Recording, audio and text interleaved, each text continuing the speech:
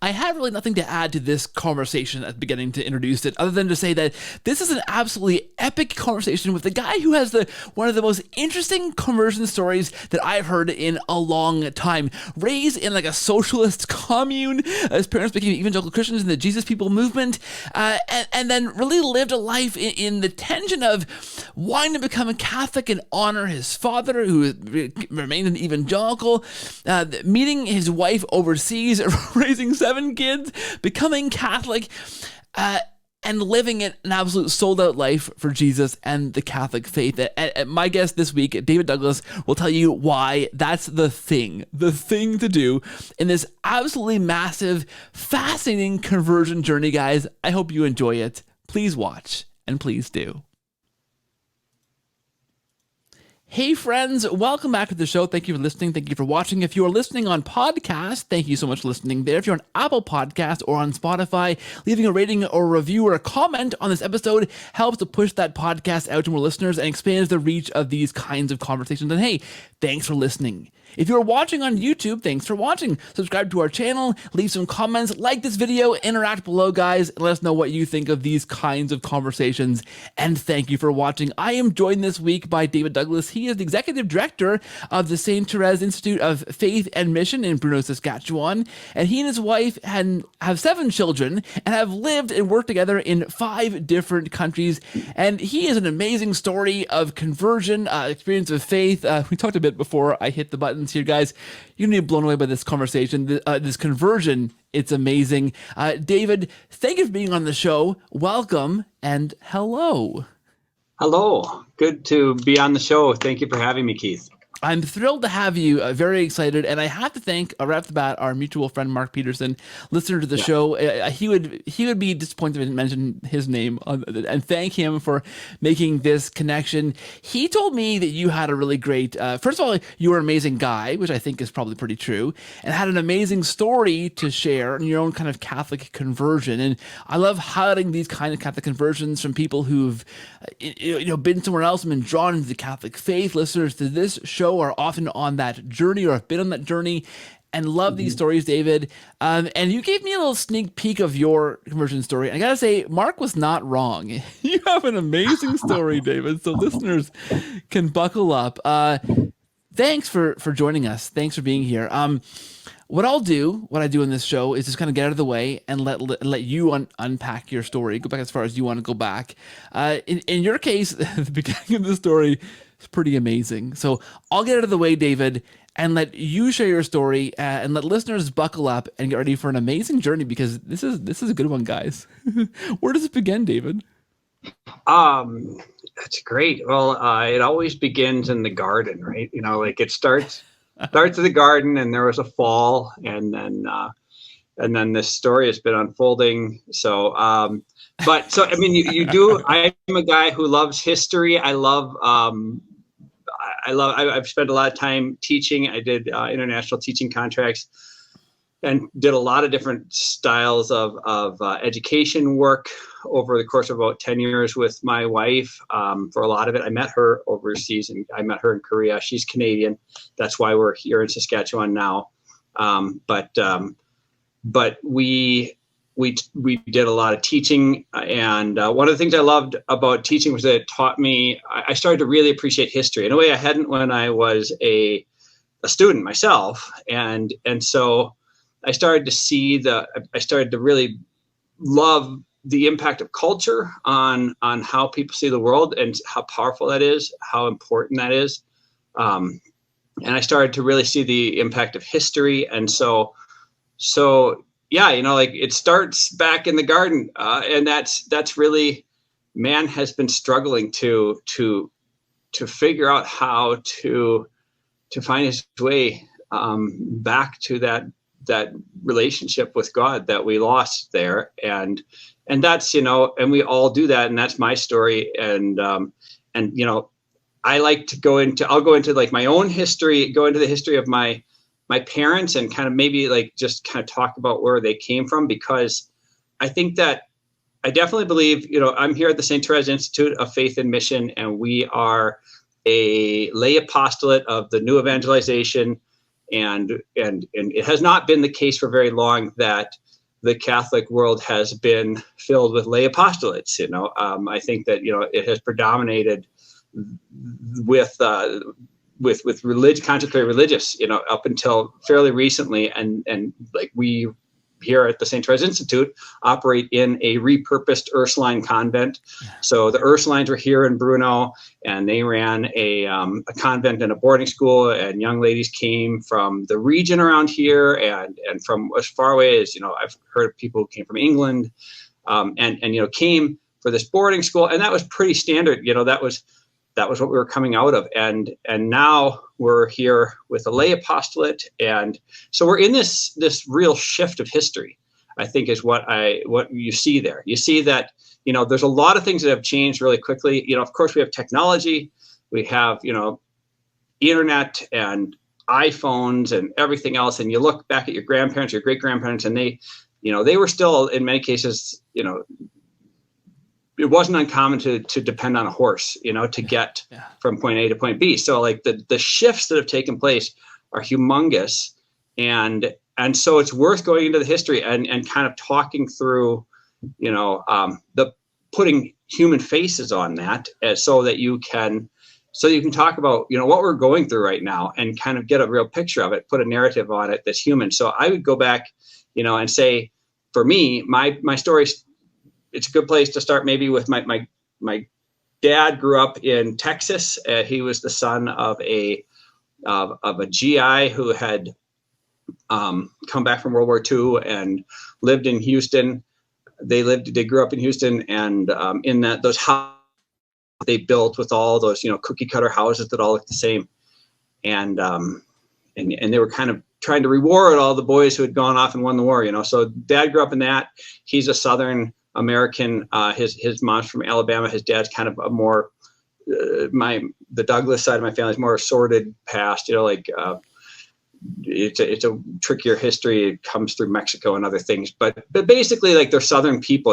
They are Baptist style mentalities, and that played into my story because my dad he came up to Minnesota, where I was born, on a scholarship to go to a liberal college there in St. Paul, where I grew up, called McAllister College. And he came up during the 60s, and everything was really just kind of blowing up at that point, like everything was shifting, and the young people were trying a new perspective. They had new affluence, I think, compared to what they'd ever had before. They had new opportunities compared to what they'd had before. Their parents had grown up in the Great Depression, and all of a sudden it's like everybody gets to go to college, and, within at least a certain demographic, which, my folks belong to. So that was kind of what, and then you have these empowered young people, what we call the baby boomers now. And, they were just like, they had everything. And so I think they really felt like they were idealists. Many of them were idealists, and my parents certainly were. They went to a really liberal college. My mom came from North Dakota. She was the daughter of a wheat farmer in the Red River Valley outside of Grand Forks, North Dakota. And, McAllister was a Presbyterian college. So her minister had said, her Presbyterian minister in their town had said, yeah, you should go here because we're Presbyterians. So she went, and dad came up. So they're both kind of, mom's Presbyterianism, kind of the Scottish Presbyterianism, very stoic, don't talk about religion type people a ton, but that's their background. And then dad's Southern style is more like you would talk about religion because it's more the Baptist side of things. But both Presbyterianism and Baptist are essentially Calvinists, and so, I'd say most Protestants don't identify with their theologies.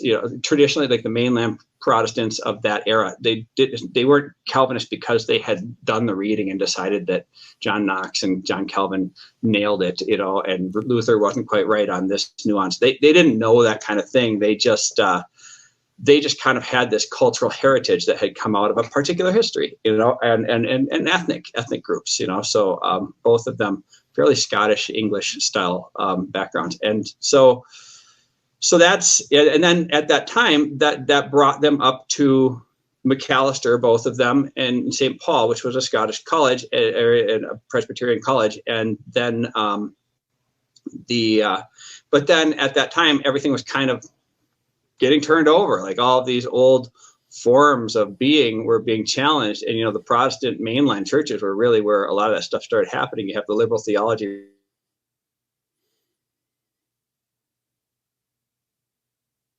Idealism, romanticism, all these things kind of playing together to really push people to almost like have a sense that they knew better than, than their forebears. Really, like, we know better than that church, and we know better than our country. We know better than our parents. Like we're in a new time, and we know better. We're going to do better. And John F. Kennedy was the president, at the beginning of the 60s, and people really just were idealistic. They started the Peace Corps. They started, America was going to save the world. Had already saved the world in a lot of people's minds. But then, they were not. Then they were going the wrong way. The power was going to their heads, and you have Lyndon Johnson, getting into, ramping up the war in Vietnam and starting to do things that people were not, not happy with and couldn't be proud of for the sake of these ideals, these ideals of fighting communism and stopping the evil empire. But the young people were starting to really critique what was happening on the ground. And so that's kind of the milieu that my parents, came into. So they came out of just kind of your basic American, kind of some pretty basic American backgrounds, classic American backgrounds, and then came into this time, and we're at a college where they really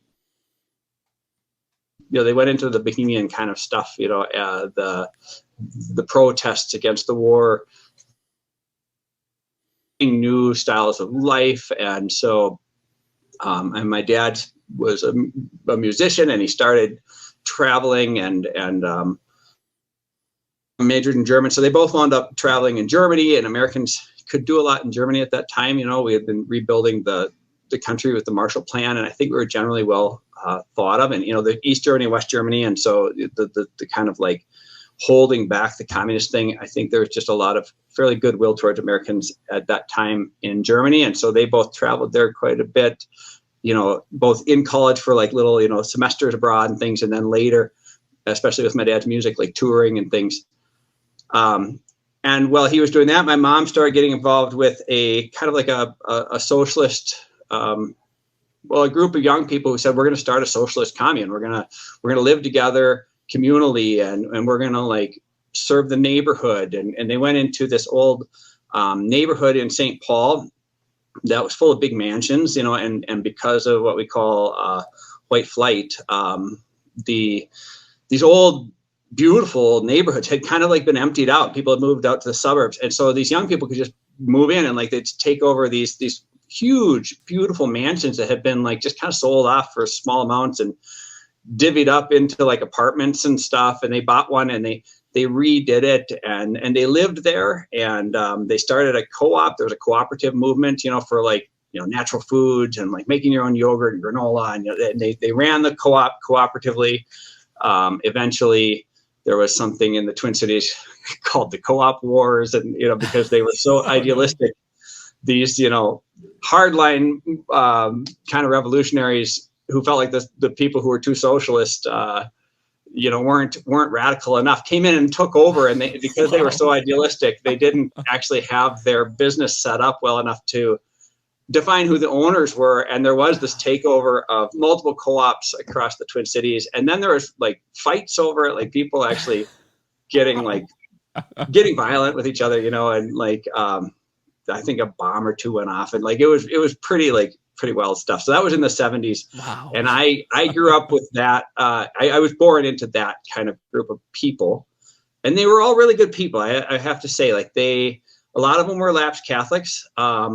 A lot of them were just, young people who were idealists and wanted a better world and thought they could work for it, and thought that it was just a simple thing of, if you just kind of like what we see today, if you were just a little kinder, like everything else would work out. Or if you just don't be so greedy, it'll work. It's basically romanticism, which I would say is just kind of not aware of the impact of the fall, and thinking that, no, people just if you just tweak this part of the way we run, the structures of our society, like things will kind of fall into focus, and all these bad things will just go away, and you keep having this idealist kind of, it's very naive, but I think it's very rooted certainly in the American kind of vision of life. It's I think part of the American long-standing philosophy is a pretty romanticism kind of based thing, and so it's a form of romanticism, and they were romantics in that way, and so they were just trying to make a better world. I think God bless them for wanting to do that, and so when I was born, they still lived in that house, but people were starting to have kids, and so they had run a really very structured society, the kind of way of life, because it was communal life, and so you had different chores at different times, and there's bylaws, and they were very structured. I mean, there was such a thing as communes that were pretty just druggy, weird, whatever. This one was more on the serious intellectual kind of side, I would say, if you in the commune world. So on the serious intellectual end of the spectrum. So they did a really good job of living together. And there's a lot of good stories with that. I think they had some really good learning experiences and grew. They started having families, and they realized that they needed to move out and get a little more like everybody have their own space. Maybe the idea that, we don't live communally isn't just because people just don't get it. Maybe there's some practical reasons for it, and so what they did is one of the founding families went out and started a farm, a really cool farm where they farmed with horses. They really kind of went back to the land, and that became kind of like this part of it outside of the cities where we'd go from time to time. But the core group that I grew up with moved out of that house, which they called Holly House, because it was on Holly Avenue in St. Paul. And they moved over to another older part of the city where there was a row house, and they bought that row house as a cooperative, legally. I don't know if you incorporate it as a cooperative or if you cooperate as a cooperative. But anyway, they came together as a cooperative legally, and they bought it as a cooperative, and they owned that property, and everybody had their own unit. And then they bought a section behind it, and we had kind of like a volleyball court back there that they put together in gardens. And over the years, that's a very social kind of location. And I grew up there. And so I grew up with these people. I grew up in this community where we were kind of one of the core locations of this network of basically, idealistic sort of left-leaning people who were, I guess you'd call them progressives probably today, in a sense. And certainly not religious, although probably most of them, if not all of them, had some religious background, that they came out of. They were doing better than that in their minds. And so I grew up with that, and that was my community and my best friends, other kids who were born into that, and so throughout my life, even today, I am in touch with a lot of those people, the young people, or the kids, like you look at me, like I'm one of the kids, but the kids, we grew up together, and we're kind of like an extended family in a way. Like it's definitely, they're people that I care for to this day. And my mom still lives there in that row house. My dad has passed away. Wow. But that's the context I kind of was born into. And so my dad had, because he was, if you think of like his culture, he's kind of the Southern culture of a Baptist kind of background and that kind of Christianity, Protestant Christianity. He had been this kind of bohemian thing. He traveled with a radio show he wound up traveling with the radio show for about 8 years, and had been involved with a kind of a music scene in Minneapolis that a lot of cool stuff had been happening in, and this radio show came out of it, and it's called The Prairie Home Companion, and it's there's a guy named Garrison Keillor who's a radio kind of personality, and it's his show. And so my dad was on that show, and they would travel around the country, and when I was a kid, that was when I was a young boy, that was going on. And so he wasn't always around. Like he would be on these trips. They went up to the Winnipeg Folk Festival, and like just all these different, points on the map where you would go for different, likely places to have big shows. And so, but he had this point where when I was a little boy, probably like 4 or 5, he had a experience of conversion where he really kind of, for whatever the reasons were, he came back to his roots of this kind of Baptist-y kind of thing where it's like, okay, I'm not really doing all the things I should be doing, and I need to get my life right. And, he winds up kind of having this conversion or this prayer that kind of changes his life. And that was weird for me. It changed my life because all of a sudden Dad was a Christian. It was hard. I found out later it was hard for my parents. I grew up, eventually my mom came along and we wound up being the Christian family, and we started going to this church around the corner from that row house that we lived in. And on Sundays, everybody would come over for a big potluck and volleyball, and all the families and everybody would be around, tons of people. And then it'd be like, well, the Douglases are going to go, because we went to this church where it was like, you go in the morning on Sunday, and then you go back in the evening on Sunday evening for prayer meeting or something, and then like Wednesday night was like some kind of like a Bible study thing, you'd go back to church there. And then every other Friday there'd be some house meeting. It was just like churchy McChurchathon, like we were always churching. And that was like, it's so super pendulum swing from what we had been. We had been this, I guess, like kind of hippie-ish, lefty family, and then we had switched over, and all of a sudden we were Jesus people and serious about it. And like the volleyball on Sunday, like Douglases are leaving because we got to go back to church, and kind of, you're as a own of things, and people that just did a little bit of eye rolling about this. And I was embarrassed by, my parents.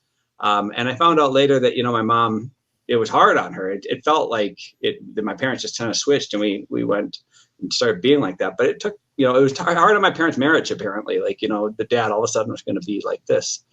And I think they went through some rocky times, but they did work it out. They did wind up, deciding, okay, we're going to live for Jesus. And I think, that then their journey continued in that direction. But for me, it became a real watershed moment, because it was the first time that I remember, of all of my 5 or 6 years, but it's the first time that I remember where I was, where I really saw like 2 worlds. And this has been a theme in my life ever since.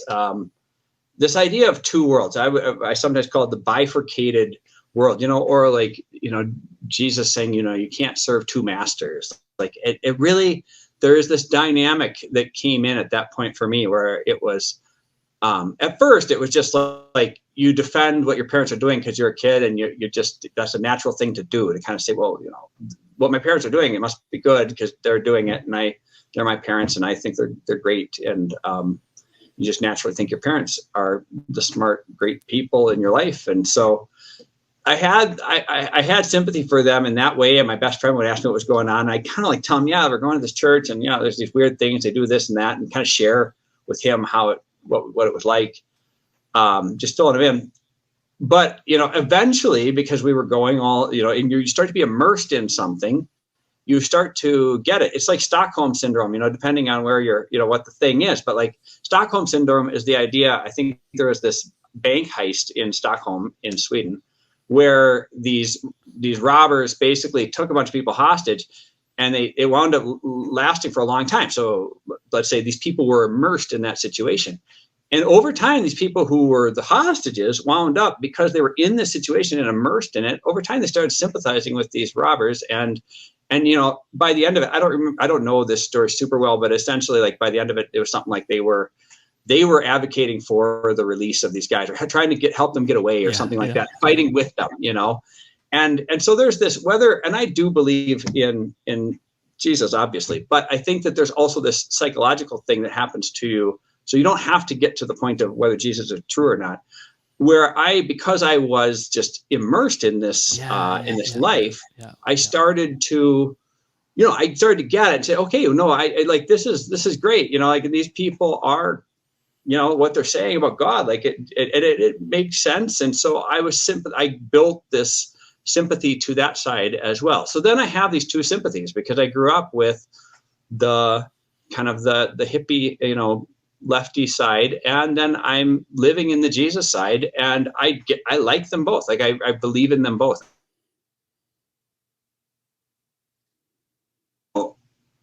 As I grew up in school, there's this subtle thing in American schools, and it's a little different in Canada. So I'm not sure how well this translates or where this translates, but the American school system helped me make sense of that, actually, of these two worlds that I lived in. And it's the answer that kind of developed by the mid 20th century had really kind of become the elite point of view and like the culturally accepted point of view, which is, if you have these two worlds, and that one you believe with Jesus, like that's your private world. And then like the one that's out here with all the rest of us, that's the real world. Right. And nobody tells you that directly, but that's the implication. And you learn that that's the truth, because there's this whole kind of, there is this golden promise, I would say, that was made by kind of the elite, like social philosophers, especially of the early 20th century. I mean, it's rooted back into the Enlightenment and other things, but basically, you look at like the William James and like, the Woodrow Wilson era of progressives and all the things that were coming out, like the New Republic magazine at that time. And you see this idea that there's kind of this Americanism, this shared kind of common space that we're going to build. John Dewey is huge, in education.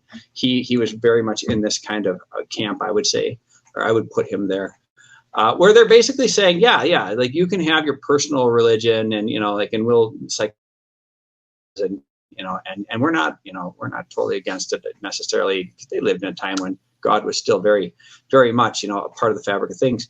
So you're not going to be openly antagonistic to God if you're, and avoid the fringe. So these guys are these mainstream guys, lots of them coming out of Harvard, and they're saying, like that's the idea is going out is that you can have those things, and then we're going to build this brave new world where like we all come together, and all of our differences are our own things, and then like we have this shared place,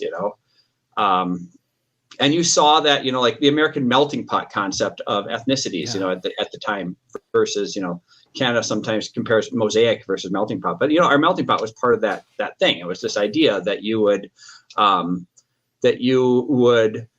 let go of some of your own things, or you would kind of keep them at bay a bit at least. And you would all come together in this shared, like brilliant new society idea that's democratic. Woodrow Wilson believing that democracy will save the world after World War I. It's democratic and it's based on representation and science. John Dewey with his kind of laboratory schools and project based, and student based kind of experience of learning and building kind of the cognitive process. It's just going to be really, we're going to through and food, we start, we have the scientific kitchen. We're going to liberate women from all the chores of the kitchen by, selling Campbell's canned, everything to her, it starts to, we have all these ways to create this brave new world. And that stuff continued throughout, especially after World War II, this real sense and that this is the way forward. Catholics wanted to, and Catholics, we were in ghettos, we were in ethnic ghettos, and we were one of the last ones that would really, we held on to our identity in a way that, many Protestants didn't. So like growing up, I grew up in, like Scottish kind of cultural backgrounds, but you didn't see it or talk about it or notice that that's what it was. I realized that's what it was later, because like we just kind of blended into this American thing. The Catholics weren't like that. Like the Catholics held on to the German neighborhood and like the Irish neighborhood and the Czech neighborhood. Like there used to be these different, these neighborhoods. It was a totally different thing, and it took a lot longer to break those up But eventually they were broken, and it was broken in the name of this American kind of brave society thing, this progressive society that's going to be better. And that happened, after World War II, when you really had mobilized things that, they really went to town on ethnic neighborhoods and, would build big towers in the middle of them and redline the old tenement kind of brick buildings and say, oh, you can't get loans to renovate these things and you got to get out. And that's what caused this thing they call white flight. But it really was a socially engineered thing that was, done on the premise of you had this mobilized kind of, social engineering project for the military industrial complex that Eisenhower talks about when he's leaving the presidency. He warns about it. He says, like, this is the real challenge to society. You have this mobilized thing that isn't demobilizing. And so it needs kind of causes to chase. It needs wars. It also needs wars at home, and psyops and all this other stuff. It's going on, and that really got ramped up for World War II, but then it was all there, and there was a kind of a collaboration between government interests and defense, and then industry. And there's a lot of deals that were struck, to rebuild everything, and it was all premised on this idea that we're building this enlightened society. And so that sort of thing, they don't teach you that. They don't say, this is what we're doing, because then some people would say, well, I don't agree with that. And then, there'd be a fight all the time. So they just do it, and they kind of like soft sell it to you. And so when I got to school and I had these two worlds, it was there. It was in the culture of what I was given, and it helped me make sense of my life. And so what really happened, because I was enculturated in that, is that, like Jesus became my own thing. And I believed it was true. One, did my own world of Jesus lived in at all, and I knew that most, like the Sermon on the Mount tells us, like most people, you learn to assume that people don't want to hear that, and that's like socially unacceptable, and all of this is subtle, none of this is taught to you directly. Nobody tells you this. You pick it up, and we pick it up, especially when I was growing up, in the 80s and 90s, going to school from elementary school through high school. For me, it was the 80s and 90s because I was born in 1978. We didn't have prayer in schools at all. Like you wouldn't pray in school. That was something that had been moved out of school in the mid-century through Supreme Court decisions of the mid-century after World War II, I think, where most of them took place. But there was all these moves to kind of move God out, or if there wasn't a move to move him out, there were the American Civil Liberties Union, the ACLU, would do like lawsuits against schools for things. So even if it wasn't technically against the law, people stopped doing it because you're trying to run a school. You can't can't manage lawsuits all the time, So it's like, like rather than put ourselves at risk of like these professional lawyers coming after us all the time, like that's all they want to do. They're full-time lawyers and they just want to sue people to kind of create, the social reality they want. Like, I don't have time for that. I'm trying to run a school. So let's just not do the things that are going to bug them. So that's kind of what happened in the States, is that writ large, the States is pretty diverse because we really are in a certain way, especially with school systems, like 50 different mini republics. But I'd say, that's probably a pretty fair analysis of what happened in the States during, the 1950s, 60s, 70s. Is that we stopped doing all these things that we used to have prayer in schools, used to have the Bible in schools. The schools used to be, in the late 19th century, early 20th century, Catholics were fighting against having the wrong Bible in the school because they're making us learn the Protestant Bible, and so it was very much in the school, and the school was made to make everybody kind of have this Protestant kind of general Protestant kind of outlook of the world. By the time I was in school, all God stuff had been moved out. And you just knew that was kind of a no-go, and you live in that world, and you start to figure out that all your friends, like, they all have different backgrounds. And so you don't want to assume anything. It's kind of mean to just assume, or to tell somebody that they're going to hell, for example, is always the thing that people would go, "Well, do you think I'm going to hell?" So you don't want to do that. It's like, no, I don't think you're going to hell. Like, I don't know. Like, so I don't want to say that though, for sure. That seems mean. So you just stop. You you bring Jesus in and you wind up having him kind of just, he's your own little secret in a sense, you know? And so I would go to, at this point, I would go, you know, like going through like junior high and high school, I would go to church camps in the summer, and I would go, you know, we would have, these were like Pentecostal type camps. And so you would have these altar call, they were just like altar call bonanzas. Like you would just like, you just go in there to go up to the altar call. You might as well call them altar call camps. Like that's what they were. Like you go up and you sing a bunch of praise music and like you're just like whip everybody's emotions up, and then you get up there and you get down on your knees and the altar. Like, does anybody need, you know, forgiveness for your sins? It's like, well, everybody here does, you know. So we all run up there and like we all know, you know, like it's not like anybody's thinking, no, not me. You'd be a really hard case if you were, and I didn't see anybody like that. Like really. Nobody's cynical enough. We're all young and we're trying to do our best. And so we run up there and we do, you know, like the altar call thing. And I had this when I was 8, my dad there had been this kind of like altar call in one of those, you know, many church services that we went to. We had I think we might've had some guest pastor come through who was the circuit riding kind of pastor who was sort of well known. Might've been a guy named Leonard Ravenhill, actually, which, you know, I don't think anybody listening to this would know, but maybe some people who are Protestants, I've run across Protestants who are like, oh yeah, I know, I remember him. So I think he came to our church, and he was from Texas or something. And he wound up doing an altar call, and I was, you know, convicted, like the stuff he was saying, like you need Jesus, and, you know, without him, so what you got to do is give your life to him. And I was an 8-year-old, and I was like, yeah, like for sure. Then I want to give my life to Jesus. You know, I'd been conditioned up into this. I believed it. It didn't feel to me like I had any reason not to, you know? And so I told my dad I wanted to go up.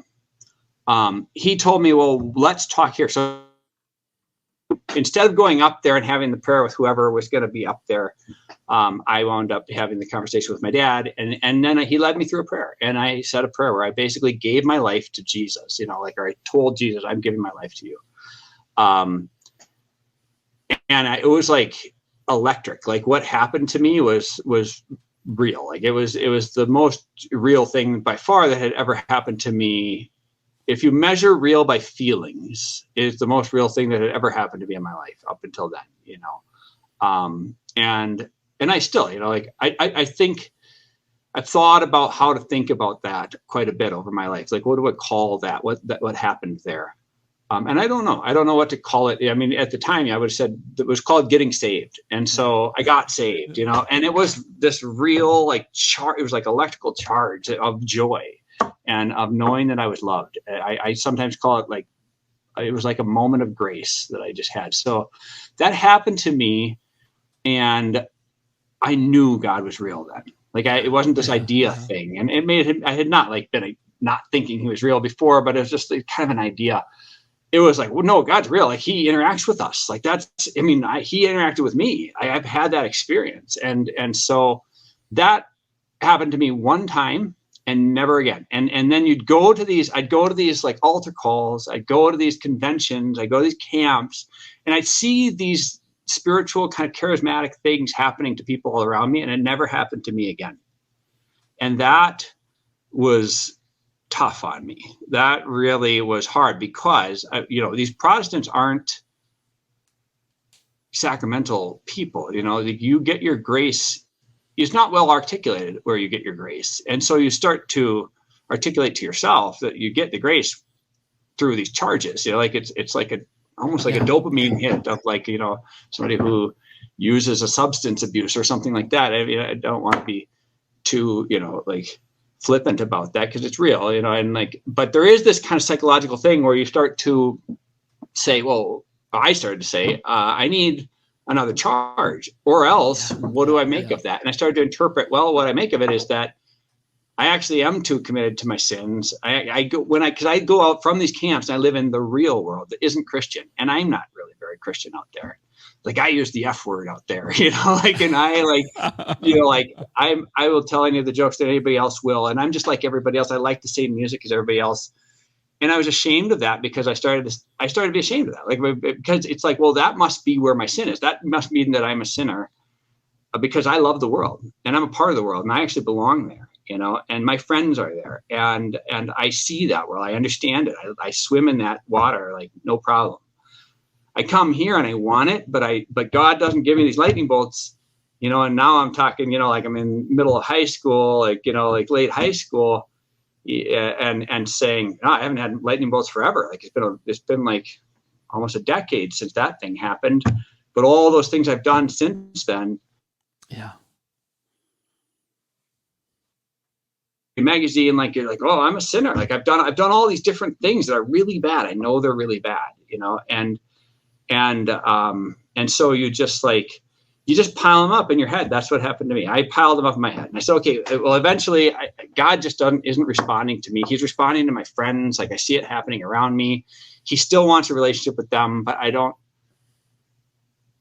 don't feel like he wants a relationship with me. And it must be because I am not really like letting go of my sinful ways, and I don't know how to do it. And like I come to these camps, I come up to the altar telling him I want to do it, but like that's all I've got. Like I only know that I want to do it. I don't know. I can't. It seems I can't. And so that was, yeah, it was pretty tough on me psychologically, and so I ultimately identified with the world that I lived in, and I believed in Jesus. I was like, I by the time I hit college, like the beginning of college, I believed in Jesus, but I knew that like I didn't know how to get to him, and so I just like was like, but so I kind of embraced the idea of it, that I'm of the world, like this is who I am, and I went to a Catholic college because my dad, or university, because my dad worked there. He wound up getting a job there. He stopped shortly after he had that, or right about the time he had that kind of sinner's prayer experience of his own back when I was like 5 or 6.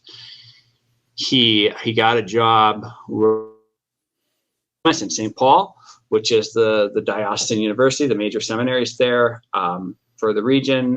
There's a minor seminary there. The bishop was on the board, you know, for most of the time, you know, that most of my life until recently. They've kind of moved away from that. You know, they're trying to kind of be more, I don't know what, you know, trying to break their traditions or something, you know, to be more fashionable, I would say, you know, but that, you know, it was very much like the Catholic school of the region. And so I went there, and I found, because I had grown up in this kind of Pentecostal background with a dad who had kind of like this Southern background, which really emphasized like the King James Bible, and, you know, his background he had started us like memorizing scripture when I was pretty young. We would memorize a verse every week until we could recite a whole passage, you know, and that was how we got our allowance every week, you know. So I learned my scripture. I was really good at Bible trivia and all these Sunday schools and camps and stuff. I was really good at that stuff. Like that was what I was good at. I was good at this like intellectual stuff with the church. Relationally with God, I felt like if I died now, I'll probably go to hell. But like in my head, I could give you all the answers, you know, and I really knew the Bible, and I could quote a lot of it, you know, and I went to this Catholic college, and I started out as a English major, just kind of thought I'd do that. And I liked poetry and things like that at the time. I guess I still do. So I just thought that would be just neat, you know, I'll do that. And by the St. Thomas had at that time, I don't think they do this exactly anymore, but they had you basically do a core. I heard it called like the Thomist kind of liberal arts core, but basically it included a certain amount of philosophy and a certain amount of theology. And I had to take a number of theology courses, 3 of them.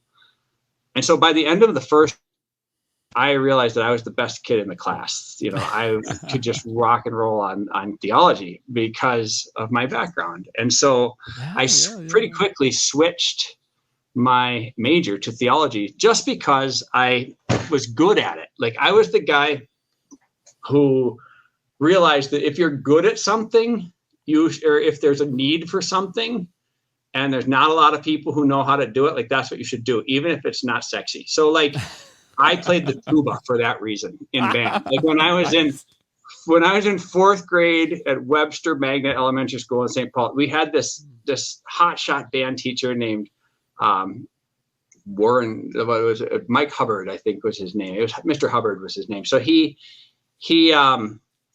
would take the band on trips, and he'd get us like funded by like 3M and other places. He'd get people to really like, he was really go-getter, a really special, teacher. And so he had these two bands, and everybody wanted to be in the bands because they would go on trips. And one of them was the cadet band, and everybody could get in the cadet band. That was in fourth grade. And then if you're in fifth and sixth grade, if you made the cut, you could get in the honor band. And I was not the kind of kid who would like practice and learn my scales, but I really wanted to go in the honor band. And I knew they were going to Disney World, that next year. So like I wanted to play the trumpet, but like I knew I wasn't going to make the cut, or I wasn't going to work hard enough. I just knew myself, I guess. So I was like, I might not make it because everybody wants to be a trumpet, but I'll be the tuba player, So I did that. And I got to go to Disney World the next year and Chicago the next year, because I played the tuba, this big dorky instrument. And my wife, when I finally met her, she said, I can't believe I'm marrying a tuba player, because we used to hate you guys. You're so gross, it's just the grossest, ugliest instrument. Yeah. So that, I did that with theology too. That's just kind of like an insight where I just realized I don't have any plan for this in the theology case. It was just like, I know that I can just really nail this. And so I'm just going to do it because I'll be good at it, and it'll let me kind of like, shine. So I liked that about it. And then as I did it, it also was, I was at that point where I had kind of given up on my Christian credentials. There was this side of me that also was saying like, hey, I started making deals with God. This is the first deal I remember making, where I wasn't feeling like I was in his graces, but I was like, okay, God, like I'm going to make a deal with you here. I'm not in your graces. I'm too sinful. That's clearly the problem, but here's what I'll do. I don't know how to not be sinful and make you like me, but I want you to like me. And so I will study you. That's what I can do. And so what I would call that now is my offering. I told him, this is my offering. At the time I didn't identify it that way. I didn't have the Catholic kind of nomenclature, but I would say that's what I did. I said, Lord, this is my offering. I'm going to get, I don't know how to meet you in this grace, this life of grace, but I do know how to meet you intellectually. I can do the heck out of that. So I'm going to do that. And I hope that you will see that and just honor that in some way. So I did that. And then I wound up starting to take theology classes at a Catholic university. And so all of a sudden I was learning about the Catholic faith, and I had never known Catholics before. The only Catholics I knew were the ones up the street where I grew up, this old couple, the Hagels. We lived in the part of the neighborhood that was the German ethnic, had been historically the German ethnic neighborhood. And they were one of those kind of last standing of the old Germans, the old German Catholics in the neighborhood. And Sacred Heart was around the corner. And they used to go up to Sacred Heart, our local parish. And so I knew them, and they seemed like decent folks, but like we had always thought, the Hagels, they're nice people, but they're Catholics, so it's too bad for them, it's because they have all the problems that Catholics have. I just kind of had this, it wasn't this animosity or any active dislike of Catholics. It was just kind of this pity, poor Catholics, because they don't have they don't have the true faith. Like they've never had a praise and worship lightning bolt band experience. So, and obviously that's what Jesus intended. I don't know. That's a pretty unexamined point of view there, but that is totally the point of view that I had. And I would say we basically all had in an unexamined way. We never articulated it that way.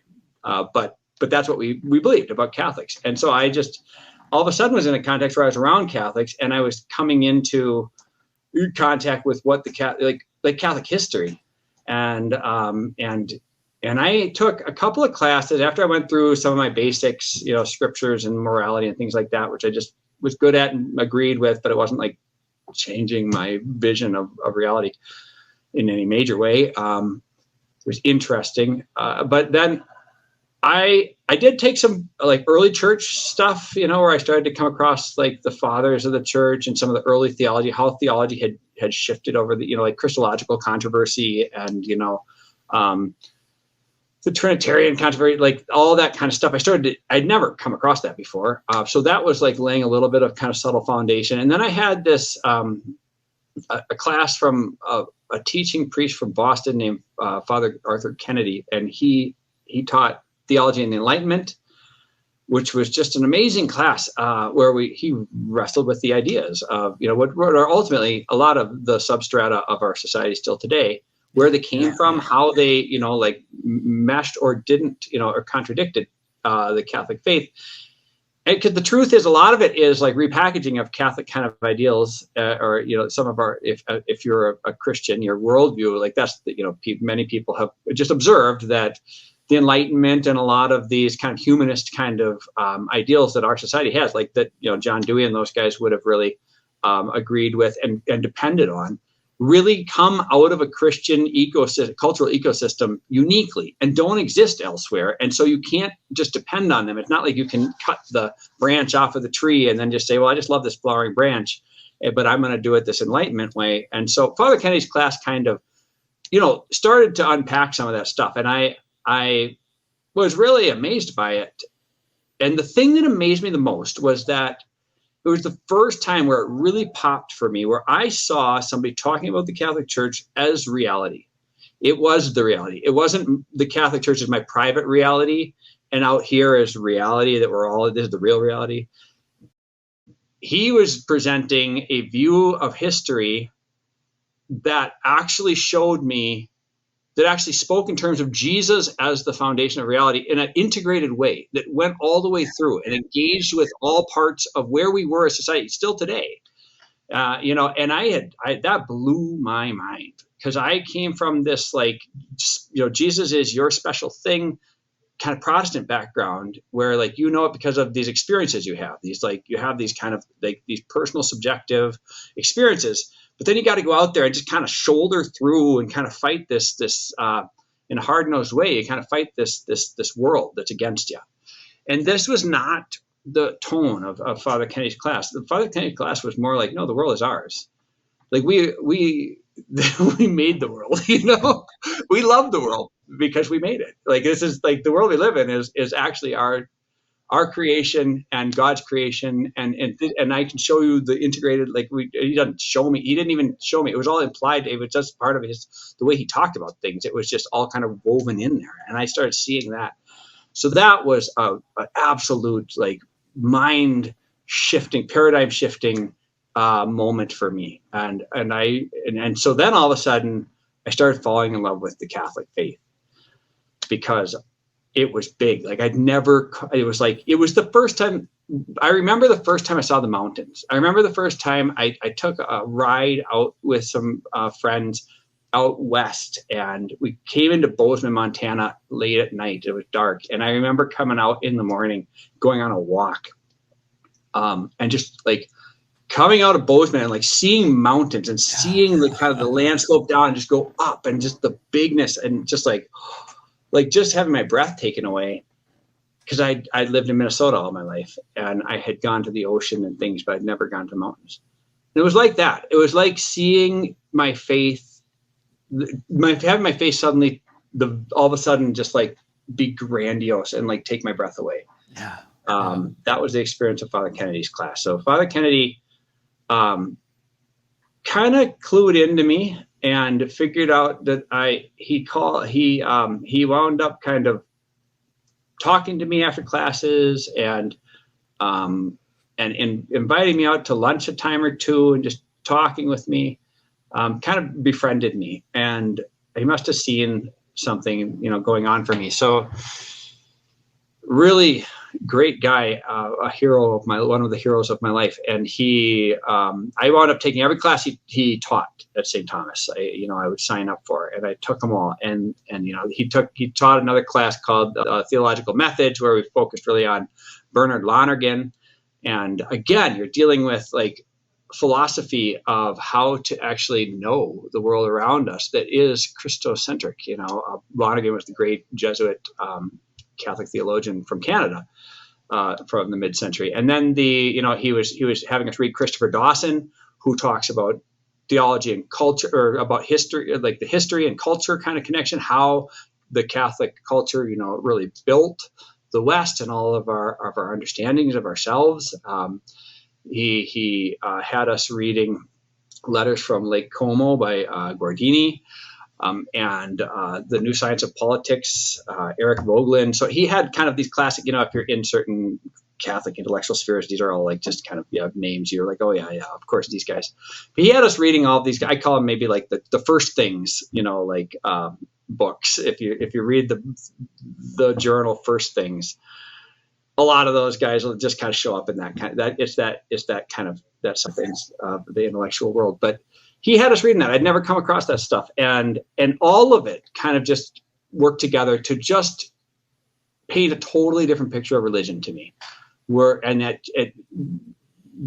has never left. Like that changed my life. It's still with me today. Just this insight that this is real. Like when I try to like, so if I remember going evangelizing with my dad at that church that we went to when I was a kid, and going door to door, like knocking on people's door and bugging them about Jesus, and being like, hey, we're here to like give you a tract and tell you that you need to think about Jesus and talk about, and like, you're just annoying everybody. And but you're there trying to like convince them to have the same experience that you have. It's kind of how it felt. Like and I don't think that's the way everybody felt when they were doing it. I think there's probably some people who really did have an integrated vision when they were doing it. But for me, it felt like, we're just trying to convince them to see things the way we see things. But after that experience of, Father Kennedy's class and reading these great minds of, the 20th century, I started to really see, no, like when you evangelize, what you're doing, I mean, how you do it is a question. You can, use prudence to decide how you need to evangelize. But evangelization is really about helping people live fully in reality, like catch like the full picture. Yeah. It's about reality. And that's what shifted for me. Like there's only one reality. And I knew that all along. If you ever would have asked me, it's like, yeah, there's only one reality, of course. But the practical reality was that I didn't live that way. And that's where I really caught the first hope in my heart that, there actually, it might be just one reality that is articulate, that you can articulate. And Christ is at the center of it. And that you can see it, like it's there, And so, my response ultimately was that I wanted to become a Catholic. And I went to the RCIA guy at the University of St. Thomas, and I told him I was I wanted to become a Catholic. And so he said, okay, we'll get you set up, and then I went to my dad and I told him I'm going to come, I want to become a Catholic. And that didn't go well. And so my dad and so from that point on, basically, I saw a side of my dad that I had never seen before because it had never been relevant before. But I saw what I now would look back and say was his Catholic bigotry, like came out, and because he is a Southern guy, and like in the South, like the KKK, the Ku Klux Klan, and American, like the kind of story of American bigotry. I think most people probably know what the Ku Klux Klan is. Like they hated Black people and Jews and Catholics. Yeah, like that's the Southern, like that's the outsiders of that old guard, deep South culture. So, and my dad is from, he's from the poor side of it, but he's from that, on his mom's side especially, from that old guard, deep South culture. His mom's from Alabama. So like that stuff, I had never seen that come out from him, but like he hated the Catholic Church, and he like really let me know, that it was going to be a problem. And so that really put me on my back foot. And so it wound up then, ironically, at the moment where I felt like I had reached an integration, that I could actually find my way of living a unified life with my faith in the world I lived in, which is a great accomplishment. And my dad, who taught me to love Jesus, who showed me the path to Jesus, in this kind of naive way, you think, well, you'd be happy that I'm finding, the way to actually live this out and make it real and make it comprehensive. Instead, there was at that time ironically a new kind of bifurcation that took place, which was, and this played out over the course of my 20s, where it was between, I knew that I kind of was fairly convinced that the Catholic Church seemed to have the best vision of Christianity, but it was not my family's. And so breaking with my family, to go Catholic would be a violence against my family. It would be, and so it was a question of how do I navigate my desire to serve God, or to serve God the right way, if there is such a thing as a right way, because, I'm still pretty young at this. I'm not like just this really confident, Catholic, in my heart yet. I'm like, I saw something beautiful in the Catholic Church. I was drawn to it. Like I went for it really, like in this kind of in the bloom of my realization of what that was. But then like I got pushed back, and now I'm like, okay, well, maybe I was a little bit hasty, and I'm not sure. Like, so I'll just work on this. I worked on working on what I felt about the Catholic Church. I always kind of came back to it throughout my 20s, but I really knew too that it would be a violence against this idea of honor your father and your mother. The idea of hey, like I have a duty before God, not just to like be right. And especially when you say, I'm going to be right to you, Dad. Like, Dad, there's this kind of spiritual headship of a father in a family, they sometimes say, So you go to the spiritual head who's like, bequeath your spiritual heritage, and you say, no, you're wrong, sir. Like there's something really grave about that. Yeah. And so it's, and so that became a weight for me, or that was something I wasn't confident to do. And so I wound up kind of making a compromise, I suppose, where I made a new deal with God ultimately. And I said, okay, God, I think I know that I don't know if the Catholic Church is it or not. I think that's the right direction. I certainly, like, I can't tell you whether it's the Catholic Church or the Orthodox Church. I wouldn't know that, but I definitely think that's the direction. Like, I see these churches are rooted in history. Like, they've always been the churches. They've come up, the Catholics and the Orthodox, they've come up throughout all time. We haven't, what I grew up with, I don't know exactly all the things that I think are quite, odd about it or wrong about it, but it doesn't make sense by itself. I don't believe this stuff. I know I don't believe when I go to church with my parents, and this is a church there, like, I knew everybody there. I care a lot about those people. Those are relationships too, that I really cared for, but I'm like, I'm going to go and I care about all these people, but like, I do not believe that this is it. Like, I don't believe that this is where it's at. I don't like the praise songs.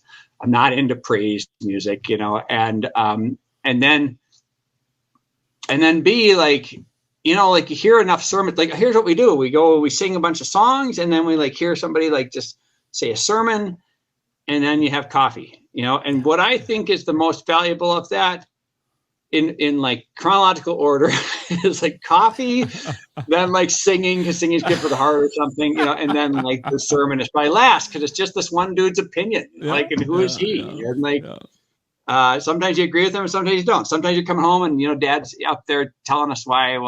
But here's what I really think, because at this point, Protestant churches are not at all. We were at a Pentecostal church anyway, but by now, but they're not at all like theologically like rigorous. Like, we're all going to be Calvinists because we're Presbyterians, like that kind of thing, or Methodists, like really believe these points. The five, what is the tulip of the the Calvinists have this tulip acronym, which kind of defines the point TULIP of their theology. Like, nobody's like that by the time I'm growing up. That's like an older version, if it existed ever. People are just like, they'll all go to church because they like the kind of general, almost like the political stance of the church, and then like, they all have different opinions about almost everything. Are you Calvinist or are you Arminian was one of the ones that we would talk about, or I'd hear talked about. Are you, and that would be about how you think grace worked, how much freedom you had. I think it was the main difference between Calvin and Arminius who are just two 16th century theologians. But then there would be are you post or pre millennium in terms of there's this whole vision of how the end times will play out. That it was kind of tied up with a guy, I think the Scofield Bible, which was like the footnotes of the King James Bible that was very popular in the American South. And, my dad certainly came up with that, the Scofield Bible. And when he was having me memorize, originally we all memorized everything in the King James. It switched to new international version when I was older, but like all of these things, they have these theological implications with them, and they have this whole picture. The Scofield thing would tell about how the end time was supposed to work, and why Christian evangelicals in the United States are very pro-Israel often has to do with that. I believe some of that Scofield legacy, where they believe the Jews have to come back to Jerusalem or something, and they have this whole picture that must occur. So they're going to, so all of that stuff, that people had different opinions about that, and it didn't matter. It wasn't like there was a way. So you'd come out of the church and you'd hear people just disagree with what the pastor was saying on fundamental things. He's things that are ultimately, if you stop and think about it, you're saying reality. You're arguing about what's real. Yeah. Either this is so or it's not. It's not an issue of opinion. It can't be both. And so that just made it over time, without really articulating it or thinking about it super directly, it made it so that I didn't really value pastors. I didn't really value listening to somebody. And I heard many different pastors in my life, and you'd hear people respond, especially my dad, but other people too, with, a whole spectrum of agreement, and sometimes quite disagreeing. So you're just like, okay, well, yeah, a pastor is just a guy getting up and talking, And so here I am. I don't want to stop going to this church because I don't want to dishonor my father and my mother, mainly my father. But I know that I don't really believe it, or don't feel like, and I certainly don't feel like I'm getting anything out of it in terms of growth in my journey. I know I don't want to sound consumption based in my, I need to get something out. We talk a lot in Catholic circles. So you're not supposed to get something out of the Mass or giving something to God. But I didn't have that concept even. I didn't even know of giving something to God. Although the deal I made was, okay, God, I'll give you this. I will go and, so again, it was an offering, but I didn't have that nomenclature at the time. God, I will go and I will honor my father because I know you told me to do that. And I'm going to go to church every Sunday. And I'm liking, I'm in the music scene at this point. I'm playing music in the bars and the clubs in Minneapolis and St. Paul. And I'm not really living a very Christian life. I'm drinking, on the weekends and just kind of just being dumb with, and I had a regular job, I had a job at a consulting firm, just my first kind of real job. And so I'm just kind of living with a bunch of guys and partying and having fun. But I probably wouldn't make it to church normally just on my own steam, but I'm going to make this deal with God. I'm going to get to church every Sunday. God, I'll always go to church, A. And then B, my dad really wants me to play on the worship team, which I hate. I mean, not that I hate playing with my dad. I like playing with my dad, but I liked playing Irish music and old time music with him. But on Sundays, he'd switch into this whole praise Jesus is my boyfriend stuff. And I just, I didn't like it, but everybody I knew was into it. So it's okay, fine. I'll do that too. I'll play the bass in the worship team because dad really, it's a way to honor my dad. Yeah. And I'll also tithe. I'll give 10% because I'm just the single guy and I'm not, and I'm making okay money to cover everything I need. And I what else am I gonna do with my money? So I'll tithe, I'll go to church, I'll play on the worship team, but God, I'm not in the right place. I know I'm not in the right place. So just see this offering. And when I get to a point where I have a footing to actually, stand against my parents, to where it's not, hey, Dad, you're wrong. Because I came to realize I didn't respect that about the baby boomers, that they had basically told their parents, to F off in a way. They had said everything that you did, you know what, you guys are just wrong. We're right. And I just saw the real, just something really unsavory about that. So I didn't want to rush to that. And I felt like there's a little bit in that. I didn't want to repeat that, even though I felt like I was right. It's like, okay, but there's a spirit. I don't know how to navigate this. So I'll just say I won't until I can find something where it's not just me living as a single guy, because in a certain sense, as long as I'm single, I feel like my dad is still an authority that I want to somehow honor. But when I have to give an account to somebody else, where that's who I am existentially, that's when I will take my stand, God. I will take my stand for what I know is true, because I don't know if you're supposed to take your stand as truth, or if love is supposed to be what you emphasize here. So I guess what I was kind of trying to do was emphasize love, emphasize a little bit of works, kind of make an offering, and then say, I'll get to truth when it's my duty, when it becomes like an obvious part of my duty to stand for truth, because I know that I'm in the wrong place, and I can kind of rationalize it to myself. But if I'm trying to tell my son that about why we're at a church that we don't believe in, it starts to break down his ability to actually take the journey himself, And so, because he's like, well, you hear all these stories about people not getting told that Santa Claus is imaginary until they're way too old. And then it's like, there's a brokenness of trust that takes place. So that starts to be, that was kind of where I was at with my faith. And I was saying, I don't want to break the trust of a child. So God, I'll do this later.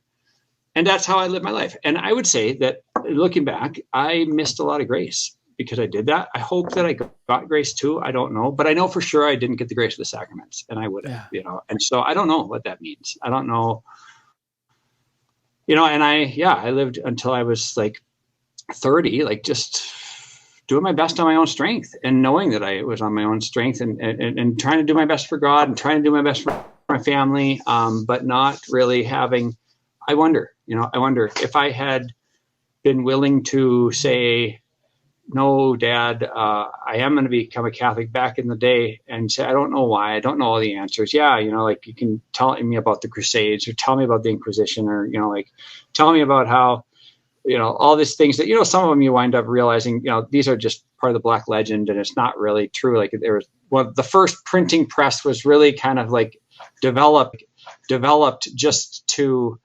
developed and then like used to promote this big pamphlet campaign it was the first kind of propaganda campaign. It was done against the church because the church had the great armies. Charles V was the big, powerhouse king of the whole of Europe at the time. The Protestants were this revolution that was kind of breaking out, and they didn't have the same strength, but they had the printing press. So they used words, and a lot of these things came, a lot of these ideas about the dark things the church had done that my dad would repeat to me really came from, what we call the Black legend now.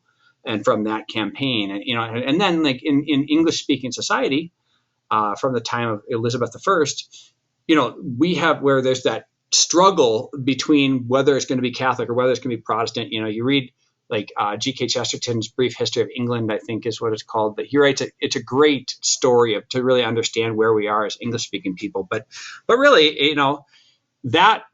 The non-Catholics won out. It had a lot to do with the fact that they had done a big lack, and they had really, Henry VIII had really empowered basically the petty nobility in a way that really defined society in English and American and Canadian history ever since. And in ways we would still say are good, but it was based on this real plundering of the monasteries and plundering of church lands. And so, so even when the crown wound up seeming to be going back to the Catholic faith, the way it worked was, the powers really pushed, the powers of society really pushed, and eventually William of Orange and everything, at the beginning of the 18th century, like finalized it with just this, nope, we're not going to be Catholic, we're going to be Protestant. And they even said you can't be Catholic if you're going to be, in the Crown of England. And then we've had this history of real anti-Catholic,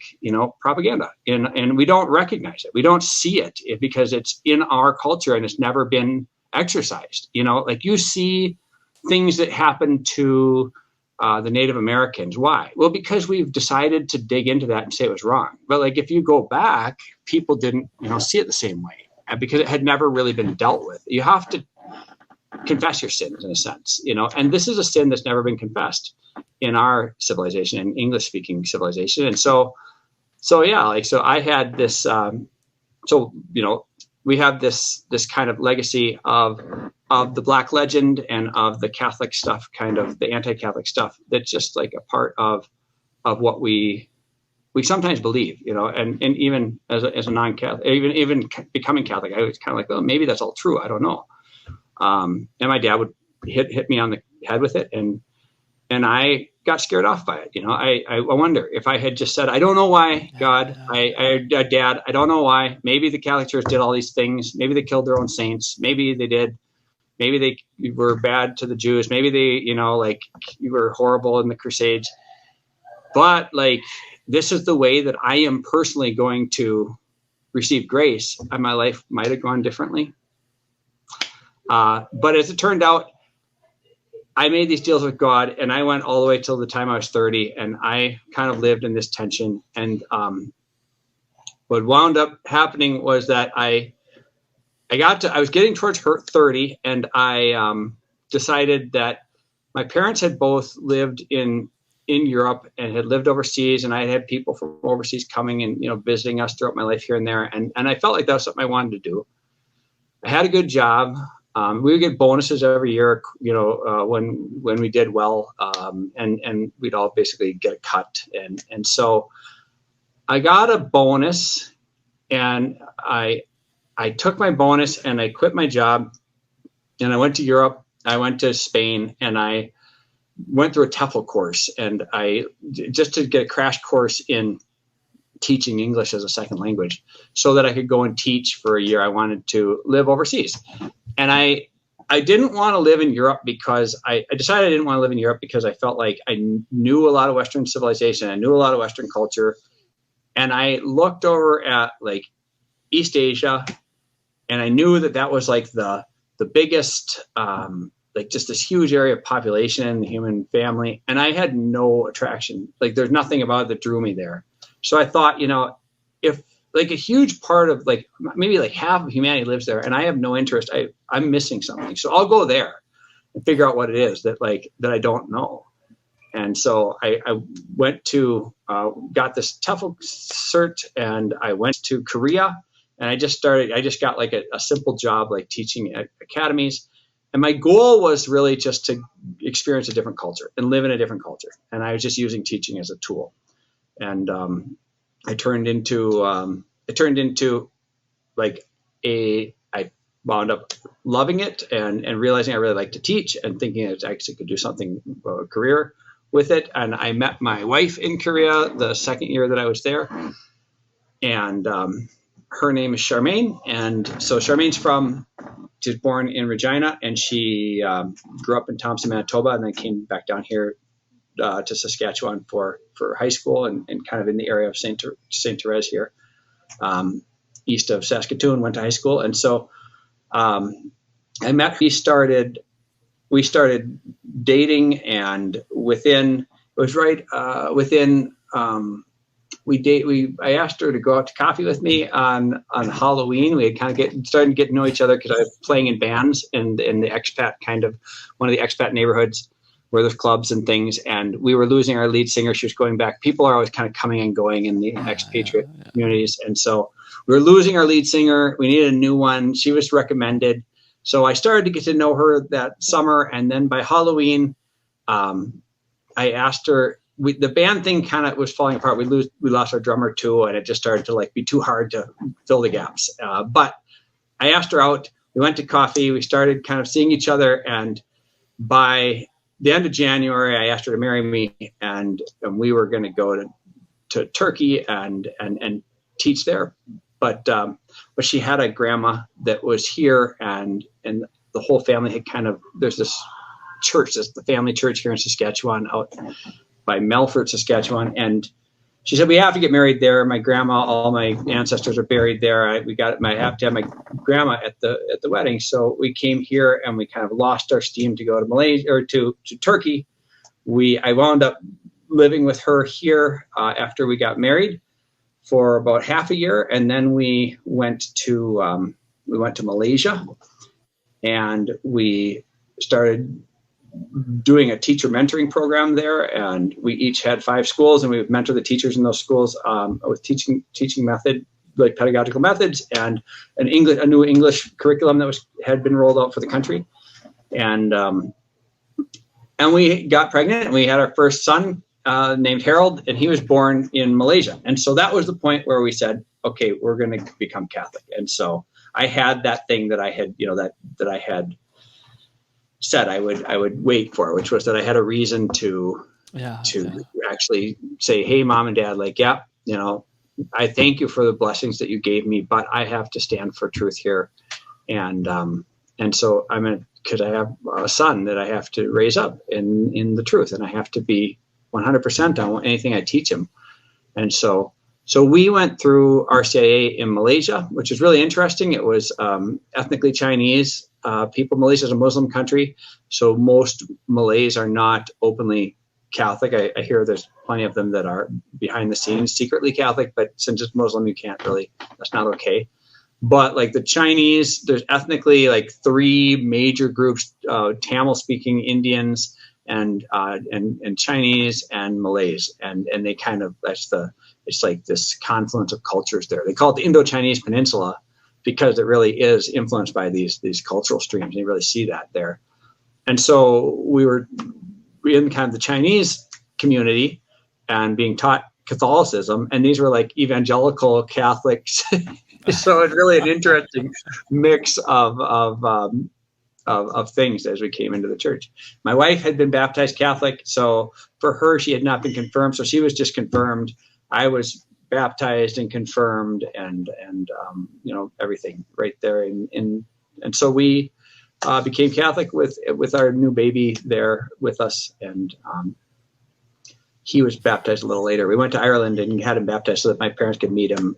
My dad was touring with the St. Thomas Choir, so we went to Ireland and met them there and had a baptism, and it was really, really beautiful. But that was how we came into the Catholic faith.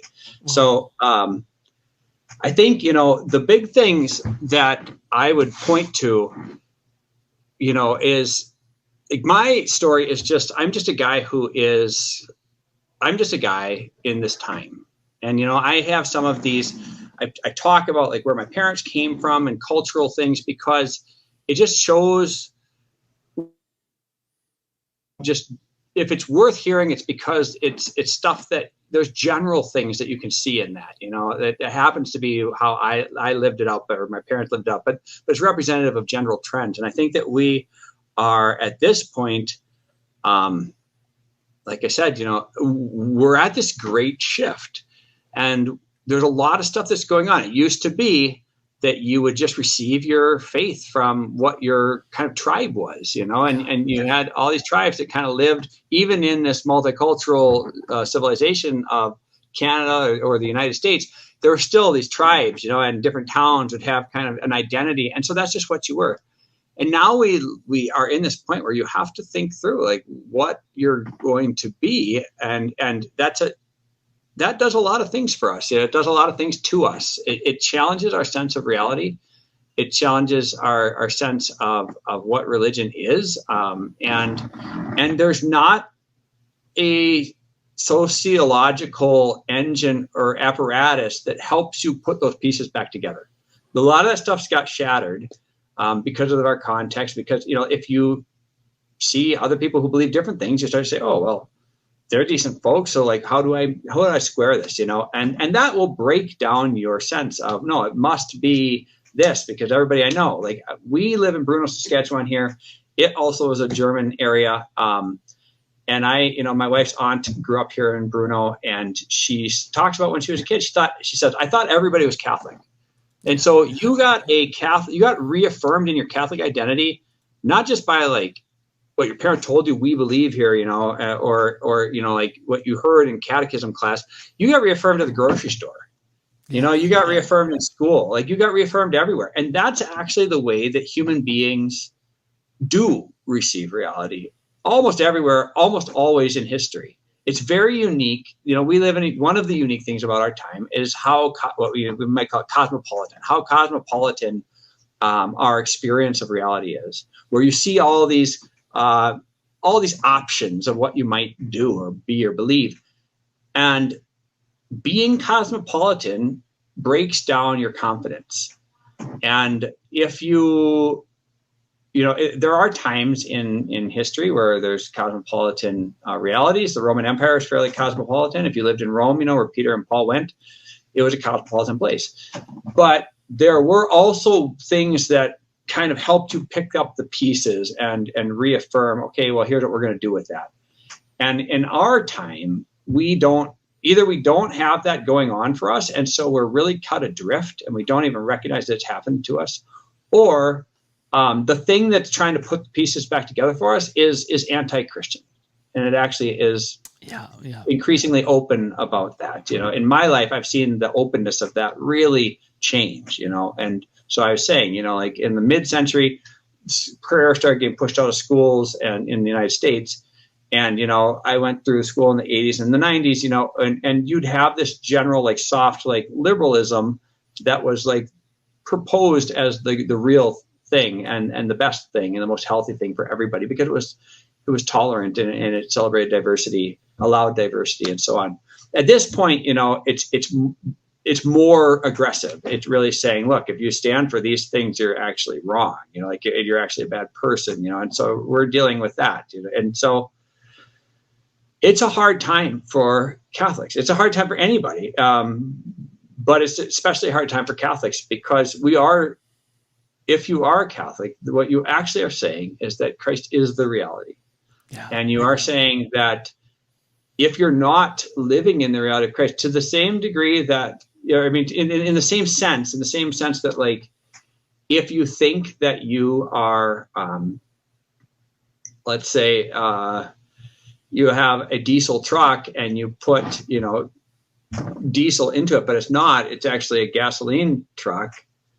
Like, that's not going to work. Like, and it may, you know, like, how bad will it be? Well, it depends on how bad, like, how far from reality the actions you take are, you know? Yeah.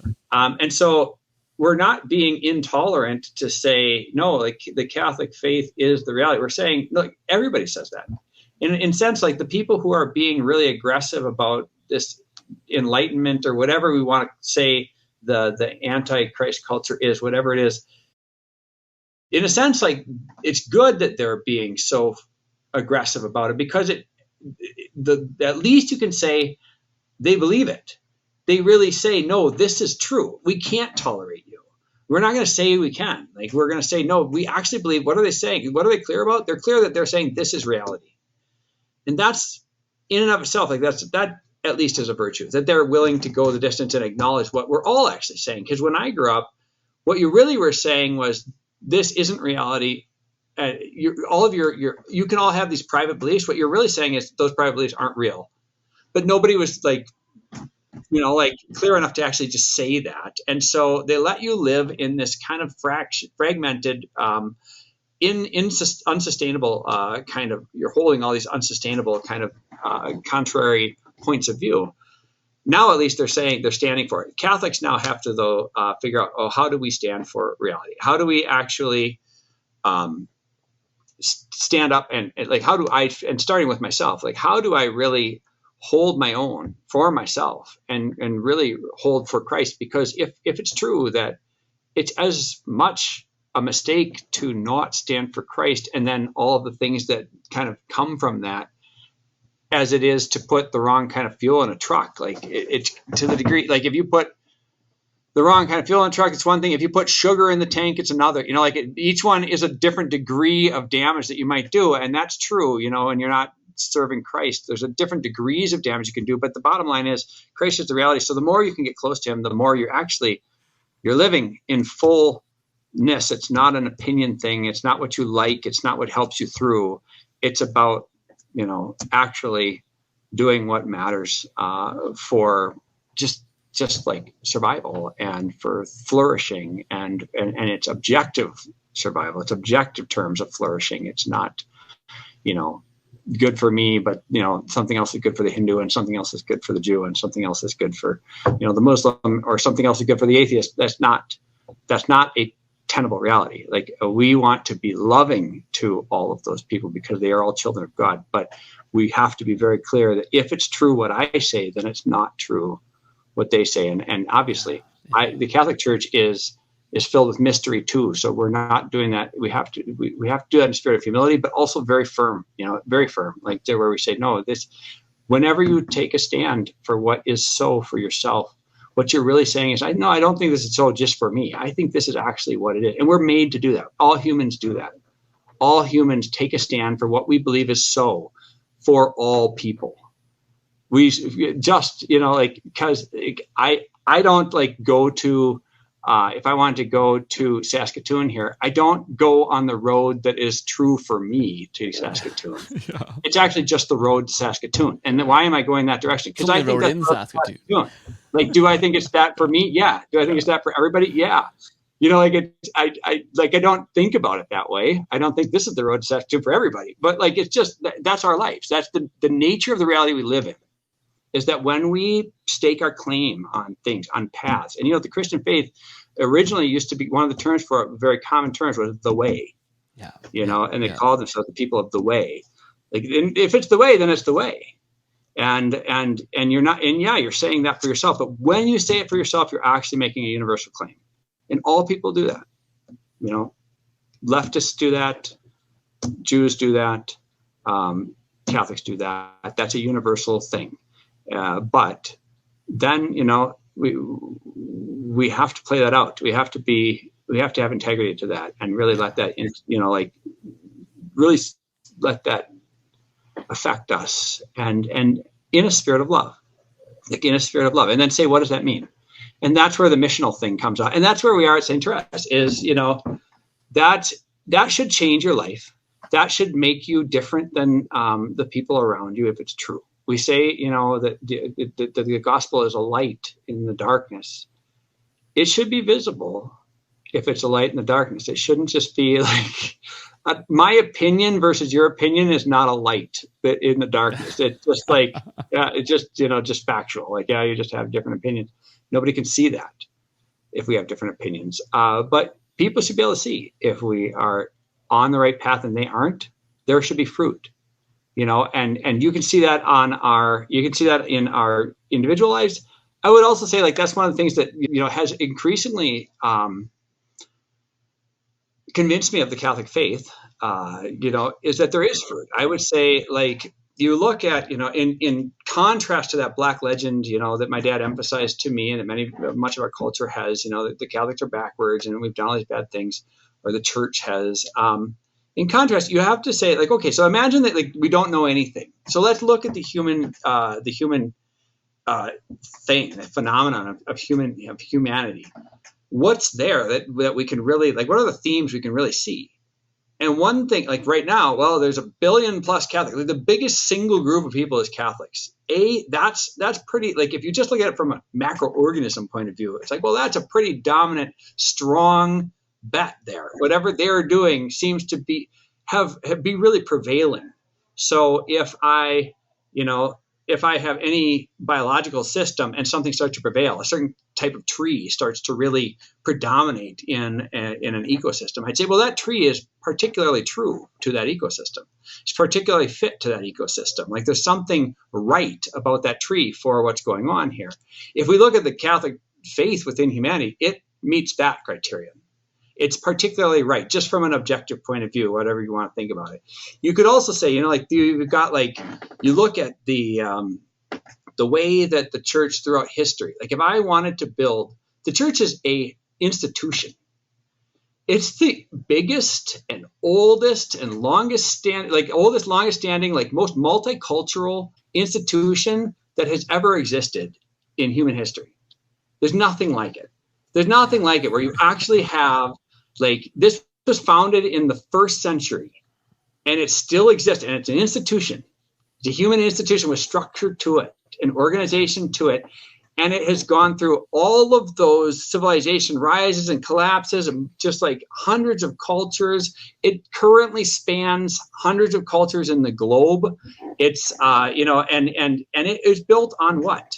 It's built on the faulty horrible building block of like parishes with all of their broken politics and all of the things that go on there. Like you ever tried, I've worked in parishes, so like you look at how a parish runs and it's like everything here is backwards. Like everything here is like the coalition of the willing and sometimes of the obstinate. And like, just like like this is a mess all the time. And then it's like, wait, the most robust human structural phenomenon that we've ever seen in history is use this as a building block. It's wild. Like that should draw your heart to the Catholic faith, and to say, no, when I stake my claim here for myself, which also is a universalizing thing for all people, this is a pretty good bet. This is before you even get to the stuff of the gospel. This is just looking at the terms, like sociological and historical and like factual kind of statistical terms. You can see.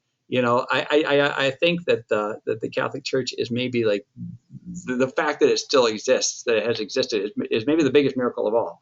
That we can see. And of course, like all the corruption of bishops, the corruption of churchmen throughout the ages. Just scandals and of popes and all of this, like the stuff that my dad would have pointed to, actually starts to say, hey, this is actually part of why I believe it. Because can you imagine, like, if you had tried to build something and you had done it well, like if you had gotten the best people who were trained, leadership training, and they knew institutional structures, and you're going to build like a big organization that's multinational and everything, like the chance that it would even last, even if you get it up going, if you get it multinational, the chance it would last more than a generation or two is low. This thing, and that's with the best people. Like this thing is based on broken people and scandalizing people and vicious people and a bunch of saints ripped through it too, but like it's just not, it doesn't make sense without grace. Like it doesn't make sense without saying, you have to start saying, no, the power of God is here. Like this is evidence that God is doing something with this. And I'm going to go and kind of sit before it. I'm going to go and maybe be humble before it. There's things that are problematic. There's things I don't get. There's things that, like I can't square, but those are far outstripped by the things that are just compelling, where you say, okay, this is something if you're objective, you can't deny. So I would say that that's kind of where we're at today, is how can we help our young Catholics who no longer grow up in a situation where they are given a footing, of their identity. How can we help them actually find their identity and be sure of it, and say, no, this isn't just our subjective thing. This isn't just a tribal thing that, is handed on to me. This crosses all tribes. This is the root of truth. Like this is the connection with the Creator. And luckily, I guess, like I've encountered it. Not everybody has. So I don't know what to do with that. I don't know why I got to encounter it and somebody was born somewhere and hasn't, and they grew up with a different religion. It's not their fault. Like, sure. And that's something to wrestle with. But the fact is, hey, like if I look at this is actually true. It's not just what I happened to have in front of me or happened to have been raised with. Like this actually makes sense. And the rest of the world needs this. And I need to get a hold of it myself so that the rest of the world can start to see this, because it needs to change me so that I can be a light in the darkness, so that people actually say what's going on. And so I guess that's what the St. Therese Institute is about giving people, it's taking people who live in this chaotic reality that we're in, of all this change, of where you can't take what the previous generation is handing on. Yeah. They're not handing on anything. It's all new. Their context is one that they didn't have, so they can't even speak to it. Like my parents can't speak to the context my kids grew up in. And we say, how do you find yourself in this, so that you can be that light? And the answer we give here is that you take a Catholic gap year, like take a year and pull away from everything that is, just one good accomplishment after another, one good thing you could do. You could go to college now, you could go to graduate school, you could get a good job, you could rack up accomplishments. But why are you doing it? Like stop before you really build a whole life, because you make a plan for building a garden shed in your backyard. The most important project of your life is your life. And if you're going to make plans and stop and like plan it out before you do a small project, I mean, you should do that for the main one too, you know. And so do that here. Take a year, and it's actually a 9-month program, and we have students come here. We call them students or community members, but they come here. Often they come here after high school. Sometimes they come here after college. They've been out in the world. Maybe they've been in a job for a while, and then they come here. Basically, young people age 18 through 27, and they live here. And it's a convent, and so they can live kind of. It's like they live in a semi-monastic setting.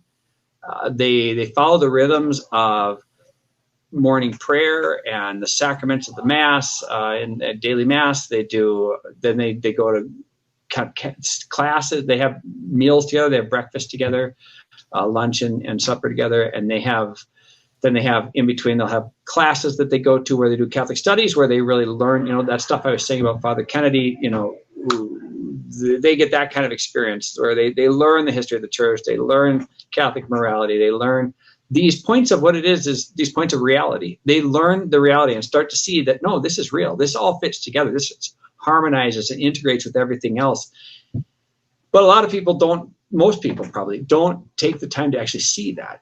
Or if they do, it takes them a lifetime's work to see it. You run into so many Catholics who discover their faith, you know, and they're like, in the 50s and 60s and 70s, and they're saying, well, I never knew this, and it's so amazing, you know. Do that now. Do that now before you have made all these choices and, you know, lived out this whole life and not known why. Do it now. See the reality. Convince yourself of it, because it's there. It's not that we're going to convince you here. We're going to let you convince yourself of it, but boy, you'll be convinced. Because it is the reality. Christ is at the center of reality. When you open yourself to him, he illuminates each thing again, and it makes sense across. And there's everybody who does this is a witness to this, you know, all through the saints of history. But here I see this, you know, going on for the young people here. They give witness to this, that it's, yes, that's what happened for me. I discovered that this is true. I discovered the depth that this is. I discovered the depth of relationship that God wants with me. I discovered myself. I discovered who I really am. Because when you live in bifurcated realities, one of the impacts of that is that you lose your sense of self. You live in a self that's pulled asunder. And I think that it's true that one of the meanings of like diabolos, you know, or diabolical, is the idea that it's pulled asunder. So we live in these diabolical realities where we're kind of pulled, and we live in these contradictory places that pulls our sense of self apart. Come and integrate yourself, you know, come and find yourself, know yourself. You know, Socrates said that, right? Like, know thyself. Like that's that deep kind of call of even our Western civilization, you know, one of the deepest kind of calls, know thyself. Do that with Christ. Do that in Christ, because that's where you find yourself. And he created you with a purpose. He created you with your unique skills, with your unique personality, your unique family, so that when you light up, it's the light that is needed in this time. Just like Esther in the Bible, you know, who knows that you were born for such a time as this. Yeah. The truth is that in God's providence, if we get a hold of God's providence, God, that's true for every one of you. Like that's true for me. Like that's true for all of us, that you were born for a time like this. You were made, he knew you before the foundation of the world. And he put you right here. That's, if you stop and soak that up, that's really, really meaningful. Yeah. So come alive here, because that's your mission. That's your mission in life. And you could be like a Catholic missionary and like work for, you know, some of these like evangelizing, you know, groups or whatever. But more likely you can be like an accountant or like a cowboy or, you know, like a truck driver or whatever, alive for Christ and like blowing up the world, you know, Therese of Avila's thing, you know, like that, you know, you'll set the world on fire. Like if you really give yourself to God in this way, really become yourself in God. And so, or what it's Catherine of Siena's thing, but that old statement, I think I maybe have it here. Maybe it's probably on there. Yeah, be who you were created to be, and you will set the world on fire. St. Catherine of Siena. That's really true. Like when you realize who you are in Christ, yeah. when you find yourself in Christ. And so not only do you get your identity, you also get your mission. And you do that, why? Because you made an offering to God. You said, God, before I do all these other things, and they're all good things, I'm going to stop and give something to you first. And what does God say in the Old Testament? When he's at the early part of his relationship with humanity, when he's introducing himself, so to speak, with the Jews, with the Hebrews at the time, like he's saying, give me the first fruits. Says, give me the first fruits of your crops. Like, give me the first fruit, even of your family. Like with Abraham, give me your firstborn son, because all of it comes from me. So you need to give the first fruits to me, and then I will bless you. And he makes a special dispensation for, the children. You don't actually sacrifice the children. You do this substitution. But you owe the children to me, actually. Like it's not that you don't owe it to me. It's that I'm a merciful God, and I don't want the blood of your children. I'm going to give my own blood, as what we know he ultimately means. But at that time, he's saying, no, I'm going to give you the substitution. So Mary and Joseph come with the doves, the poor people's substitution for their firstborn son, because they're giving the first fruits. They're acknowledging that the first fruits of what they are, everything of what they are, from their income, the fruit of their labors, all the way to the fruit of their family and their child, is God's. It belongs to God. So that's kind of what we do in our lives. When we make an offering of the good of our life to God, that is so powerful. And it opens you so much to grace and to God being able to honor that and take joy in that and build relationship with you in that. And so the St. Therese Institute is a Catholic gap year. If you're young in life, like giving care of your life is the first fruits of your life. It's saying, I'm going to do this instead of some other thing that could seem good. I'm going to go and give a year to God. And I say, do that, because it's good for you, but we're in this world, this fragmented world right now where everything is shifted and the light isn't easy to see. And the high places are contended and even, conquered by non-reality, by messages of non-reality, and people will die for that. And what is going to stop that? It's that you and I become the lights that we're meant to be, and people will live because of that, and not just me, like the whole world around us. And so you look at our world today and you say, well, what can we do? And I'll tell you, man, the more you know history, the more you realize whole civilizations become Christian. They get converted. Whole civilizations. That's the story. That's actually what happens. That's not it might happen, or maybe that could happen, or I don't know if that even could happen. It's no, that's the story. That's how it happened. That has been happening over and over and over again for 2,000 years now. Whole civilization, Christ, because of the witness of people who've given themselves to him and become lights. Individuals become lights and are different because Jesus transforms their lives. How are you going to get there? That's actually what your mission is. How are you going to get there? You don't have to do that at St. Therese, but you have to do that if you're going to live the life that you were meant to live before the foundation of the world. That's fantastic. I forget how to speak now. I remember how to talk. David, you've broken all the records of the show in the last 5.5 years doing this show. You've broken the record for the longest, most fascinating story on this show. So well done, sir, for that record. I think you shadowed it by about 45 minutes. So well done. Well done. Amazing. How are we doing on time? Did I go way over? I am obviously I'm a talker. I have nothing to add, I don't think, to that at this point. That's an amazing story. There's so much in there for the listener to dissect and to dig through and to go through. That's amazing. Thank you. Yeah, thank you. Thank you for having me. I'm really glad to be here. Yeah, it's fun to, obviously I have this, I don't lack with the gift of gab. So, and you just ask somebody, hey, tell the story of your life. I'm 46. So that's plenty there to just kind of chunk through. So hopefully there weren't too many spots where I really lagged. No, I can definitely rabbit trail. No.